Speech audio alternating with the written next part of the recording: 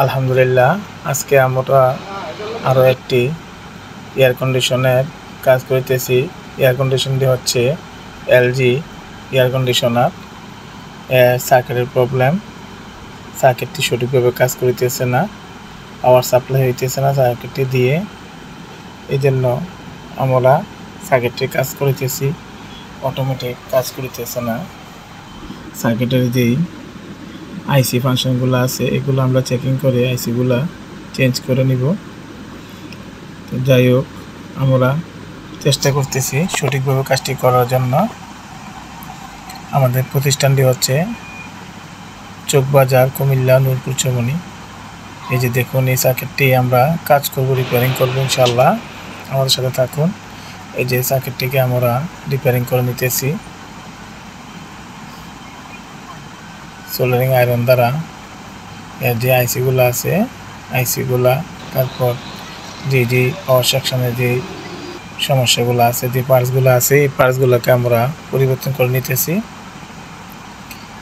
এটি যেহেতু একটি এয়ার কন্ডিশনের সার্কিট, তাই সঠিকভাবে অটোমেটিক অন অফ করা লাগে।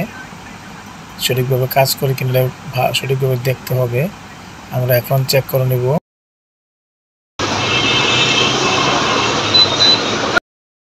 সার্কিটটি সঠিকভাবে কাজ করিতেছে, রিমোট ফাংশন।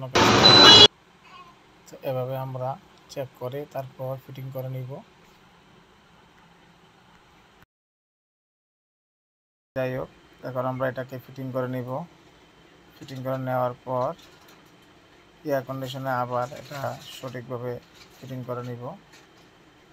আমাদের সাথে থাকুন, পুরো ভিডিওটা আমরা আজকে দেখাবো কিভাবে এয়ার কন্ডিশনের মধ্যে সার্কিটটি আবার আমরা ফিটিং করে নিব।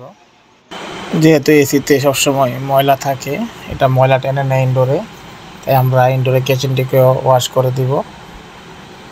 কিচেন এবং ফিল্টারটিকে ওয়াশ করে দিয়ে তারপর আমরা ফিটিং করে নিব এসিটিকে। এখন আমরা সার্কিটটি আবার নতুন করে ফিটিং করে নিতেছি। এটা একটি অরিজিনাল সার্কিট।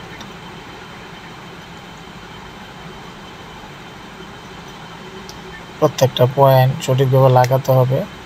সঠিকভাবে না লাগালে কোনো কারণে যদি উল্টা হয়ে যায় তাহলে জিনিসটি ফায়ারিং করে সার্কিটটি খারাপ হয়ে যাবে। তাই টেকনিশিয়ান ভাইয়েরাও খুব সঠিকভাবে কাজটি করবেন এবং মনোযোগ সহকারে কাজটি করে মনোযোগ সহকারে ফিটিং করে নেবেন। আমাদের সার্কিটটি ফিটিং করা হয়ে গেছে। এখন আমরা ইনডোরের যে কেসিনটি আছে কেসিনটি ফিটিং করে নেব। কেসিনটি ফিটিং করার আগে সেন্সর আইসি যে সেন্সরটি আছে ডিসপ্লেটা, ওই ডিসপ্লেটাকে ফিটিং করে নিয়েছি।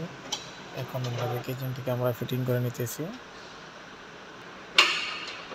ইনডোরের কিচেনটি যদি সঠিকভাবে ফিটিং না হয় তাহলে ইনডোর বা ফ্যান সাউন্ড করে, তাই সঠিকভাবে আপনারা লাগিয়ে নেবেন।